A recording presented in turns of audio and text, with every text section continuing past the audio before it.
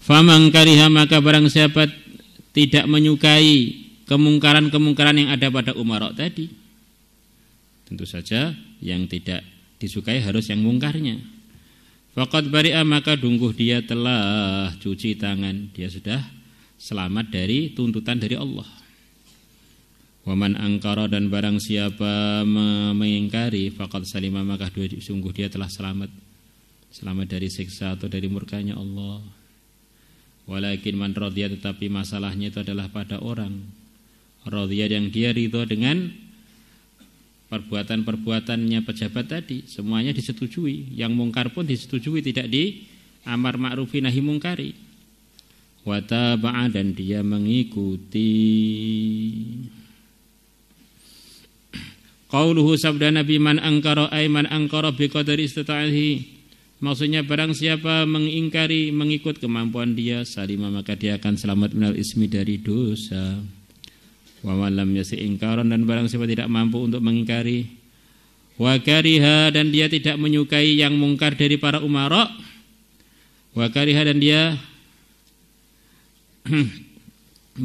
tidak menyukai tilkal maksiat tersebut bil qalbi, dengan hati dia, faqad bari'a minal itsmi, maka sungguh dia telah bersih minal itsmi, dari dosa.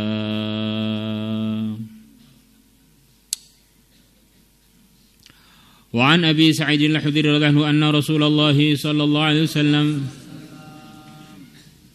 qala, beliau bersabda, man ra'a, barang siapa melihat minkum, dari kalian, mungkaran, perkara yang mungkar, fa ghayyarahu, kemudian dia merubah mungkar tadi biyadihi, dengan kekuasaannya, faqad bari'a, maka sungguh dia telah bersih dari tuntutan, telah bersih dari dosa. Wa man lam yastati' ayyughayyirahu biyadihi, dan barang siapa tidak mampu untuk merubah kemaksiatan tadi, kemungkaran tadi, biyadihi, dengan kekuasaannya, fa ghayyarahu, kemudian dia merubahnya bilisani, dengan lisannya, faqad bari'a, maka sungguh dia telah bersih dari dosa.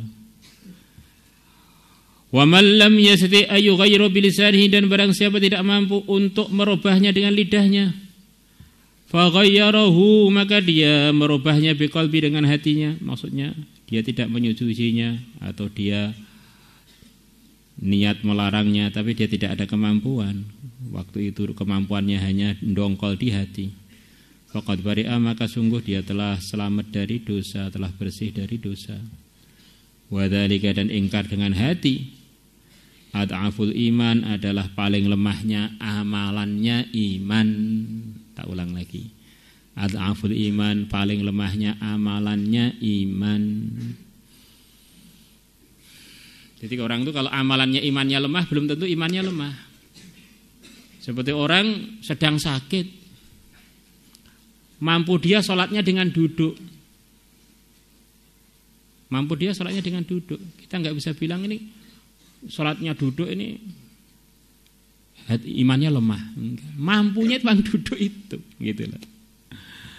Kekuatannya itu bukan kaitan dengan keyakinan, itu kaitannya dengan amalan hati,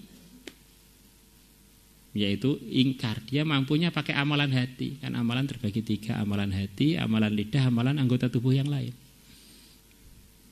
Maka saya ceritakan Ibnu Mas'ud tadi itu, ceritanya Sayyidina Anas ketika beliau di hadapannya Yazid, di hadapannya bukan Yazid, Ibnu Ziyad. Begitu zalimnya Ibnu Ziyad, di hadapannya Sayyidina Anas, Ibnu Ziyad tadi mendatangkan kepalanya Sayyidina Husain yang telah terpenggal. Bukan itu saja, kepalanya Sayyidina Husain tadi diletakkan di depan Ibnu Ziyad, terus dengan ranting mulut beliau yang mulia dikorek-korek oleh Ibnu Ziyad di depannya Sayyidina Anas, sambil komentar buruk lagi. Ini dalam hadis riwayat Tirmidzi. Saya dengar apa itu Husain itu ganteng, belas enggak ganteng, katanya Ibnu Ziyad.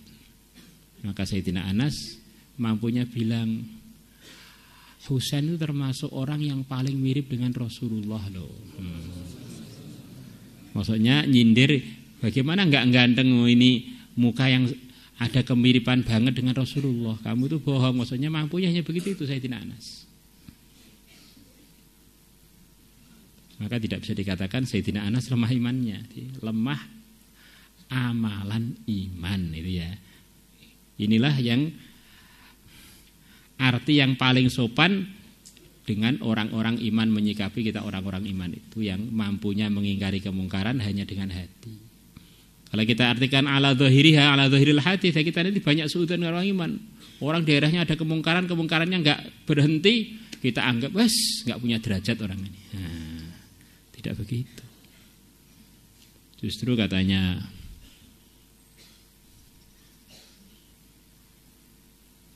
Syekh Abdul Wahab atau Syekh Abdul Aziz Dabbaq, antara dua itu beliau mengatakan kalau ada satu tempat di daerah Muslim yang tempat tadi banyak maksiat, tapi kok enggak datang-datang siksa di daerah tersebut, ketahuilah bahwa di dekat daerah tersebut tuh ada wali Allah yang mastur di situ itu. Malah begitu itu pahami. Ada wali di sana, kalau enggak dah lenyap itu daerah itu. Yang walinya mungkin mampunya adalah dengan mengingkari di hati. Di istighatsai, di apa. Kalau ada orang artikan wadzalika at'aful iman, langsung diartikan ini iman paling lemah nih, ingkar dengan hati. Selepas itu sudah imannya enggak ada. Waduh repot ya. Ini arti ini terlalu lugu, kurang ada kehati-hatian bersikap menilai orang-orang iman yang di sekeliling kita.